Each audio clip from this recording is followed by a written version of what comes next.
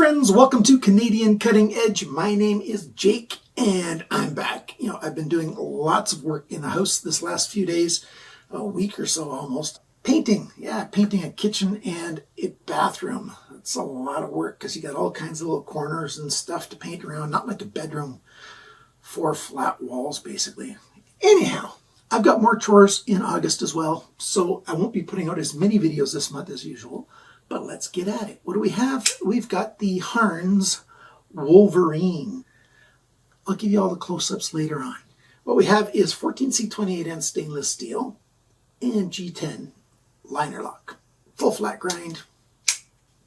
Kind of cool. There's cons, there's pros, just like everything else that I review. As usual, my videos are, between 16 to 20 minutes long. I haven't found out how long this one is yet because I haven't edited it. Relax, enjoy. We're going to talk about the Wolverine by Harnds Knives. Oh, here it is. Yes, it's got fingerprints on it. And that's because it's got a polished satin grind. We've got vertical grind lines, well, sort of on the angle that the plunge is. For those of you guys who are fairly new to the knife hobby, polishing steel makes it more corrosion resistant. Even though it is a good stainless steel, when it's polished a bit, it's even better at being a rust-fighting steel. Let's start off with a size comparison with the Ontario Rat 1, like I always do. Line up those pivot pins. The handle's very much the same length. Blade length, very much the same. It's just a tiniest bit shorter in the length. The cutting edge length, we've got a little bit extra over the Rat 1.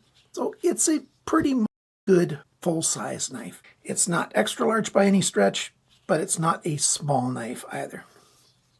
Some more about this blade.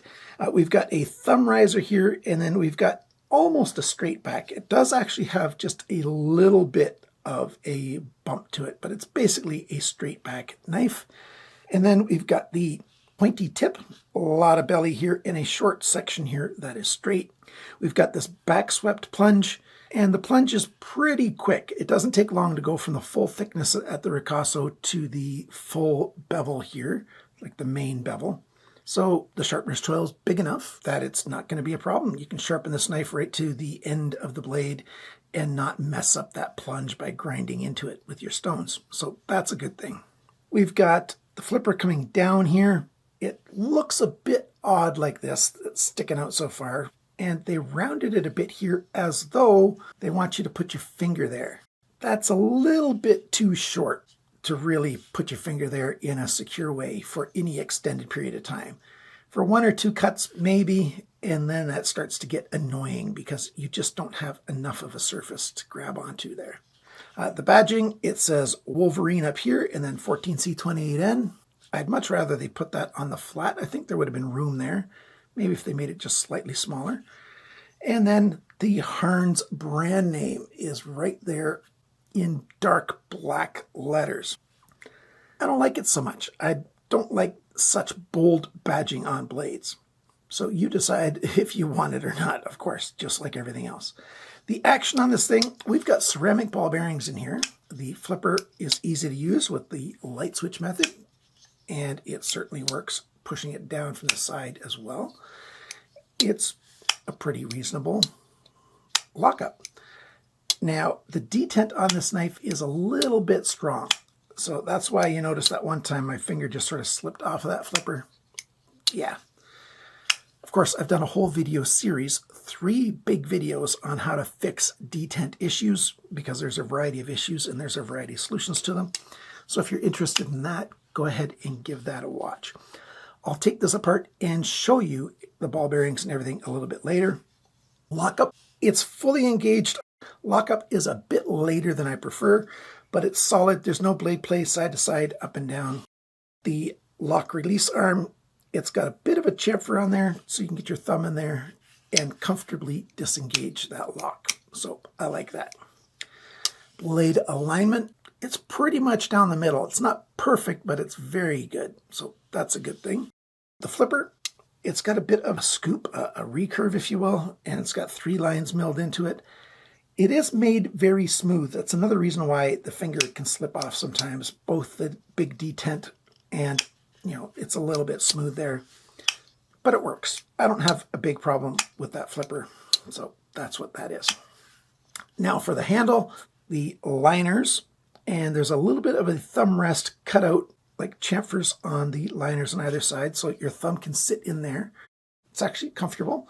Or of course your thumb can reach out and get onto that jimping. Other than that, the liners are skeletonized in there and they're polished steel.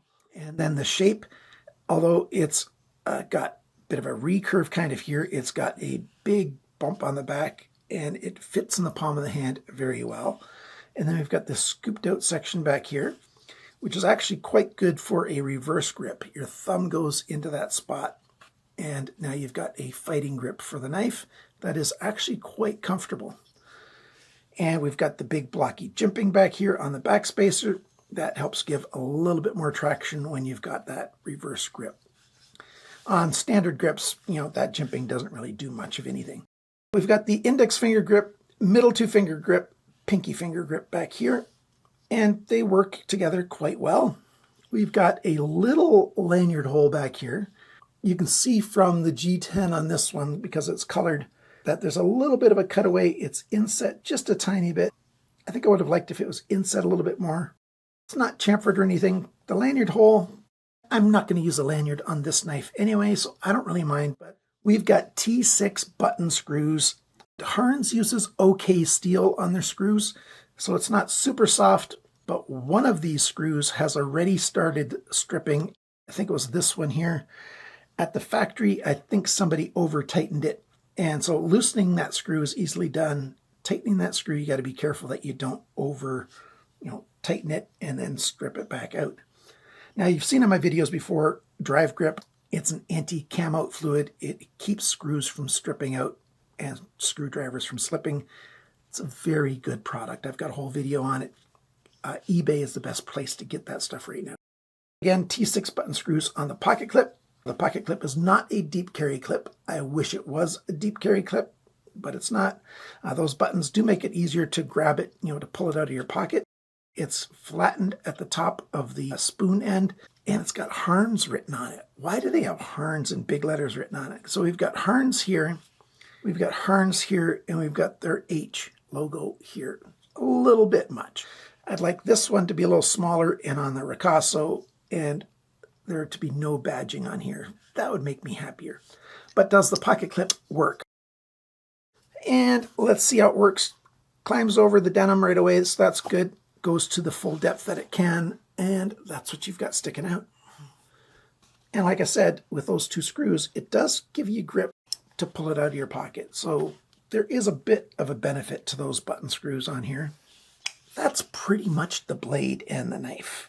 You do want to see it taken apart? Okay, hold your horses. Let's take it apart. One good thing about these screws is there's no Loctite on them, so they're not that hard to get apart. I still use the Drive Grip anyway. You can also see some schmutz build up here, some residue. I actually do test my knives before I do my videos. Just wipe that off. I'm not one of those guys that just picks up a knife and makes a video about it, talking about how great it is. I've tested it, and I didn't talk about it before. The cutting of this thing is actually quite good. The cutting edge is fairly thin, and I'll give you the exact measurements a little bit later on. So this tip is good for piercing, it's a good slicing, it's a good cutting knife. So they've done that very well. We've got these ball bearings on here. They are in a white nylon cage. They are, of course, the black or dark gray ceramic ball bearings. Very nice. Big stop pin there. Lots of skeletonizing all over the place. There's that back spacer. Now, let's take that off. The back spacer is G10. The standoffs here do not have shoulders on them, so you do need the back spacer for this knife to function properly. If you put it back together this way, then those posts are going to be pushing on the inside of the G10 there. It can be done. It's just not recommended to put, studs like this that don't have a shoulder, together, because, over time they might wear into there, and that could be a problem. We've got a D-shaped pivot pin. That's pretty good. Here is the pivot collar. I think it's aluminum and it's been blue anodized. It looks kind of odd.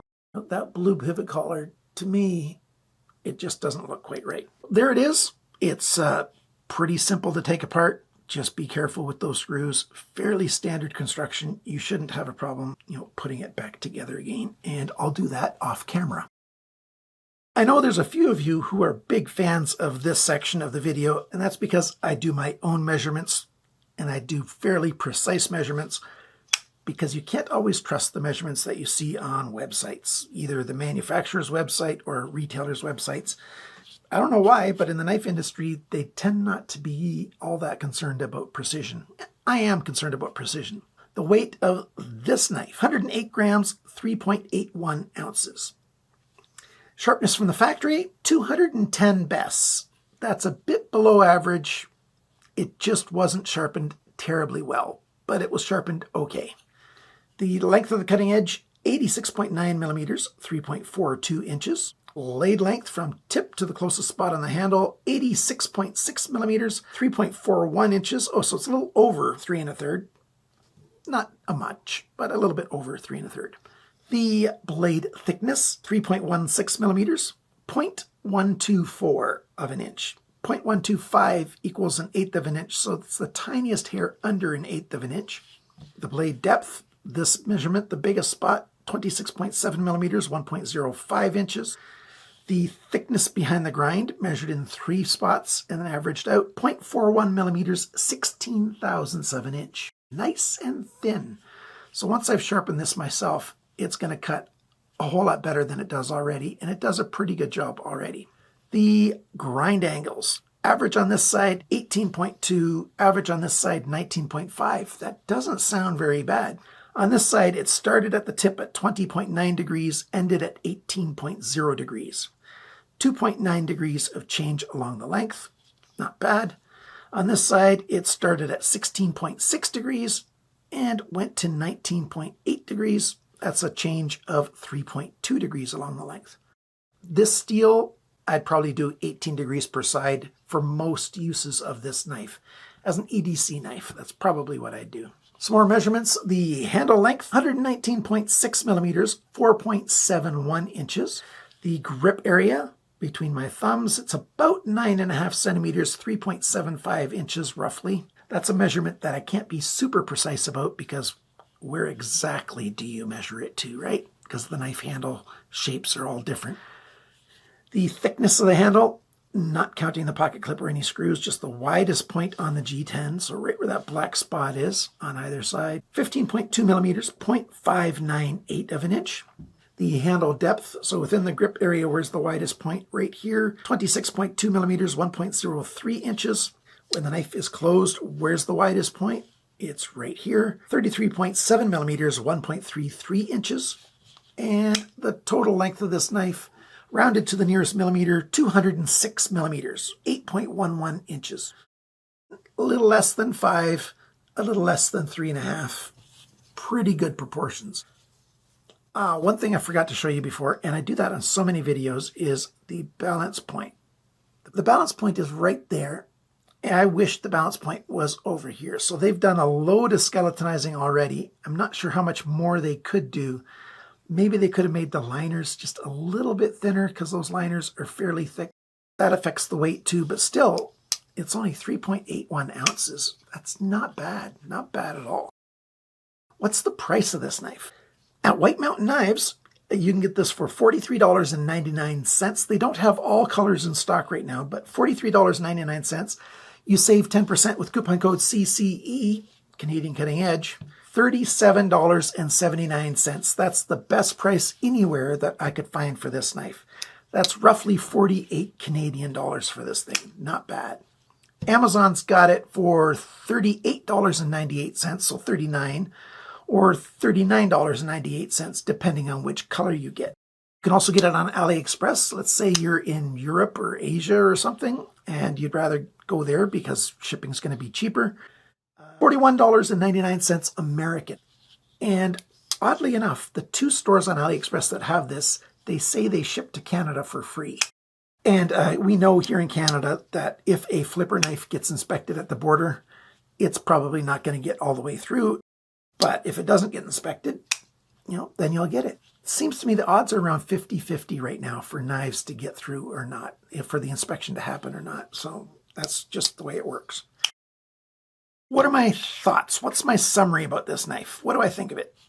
I like it. I like the steel choice. The handle's fairly comfortable. It's not super comfortable, but it's quite comfortable. Oddly, I'm not sure what that's about, but the sharpness choil is big enough. We've got a nice ball bearing system in there. Lock up while being a little bit late. It's solid, so that's good.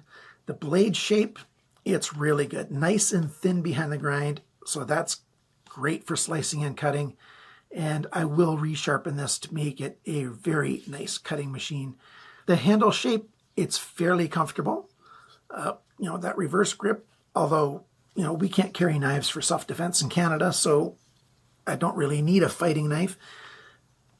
I don't have fighting skills anyway, so who am I kidding? It's a comfortable handle for the most part. The lanyard hole, at least the paracord can come out the back a little bit. It can follow that line there where it's milled down a little bit. Button screws, I just keep coming back to button screws. I don't like T6 button screws, but at least these are not of a super soft, variety. They're half decent button screws. Over badging, pocket clip is okay if you don't mind having a pocket clip that's not deep carry. And, like I was talking to you guys about in the measurements, maybe some of you guys skipped over that. The blue anodized ring with this red and black doesn't look right. I wish they would have just done that gray anodized, just left the metal color. On the black one, the blue kind of pops a little bit and looks good, but on the red and black G10, the blue just doesn't quite look right. We've got D-shaped pin. I like this nice H on here. It's got a little over badging on it.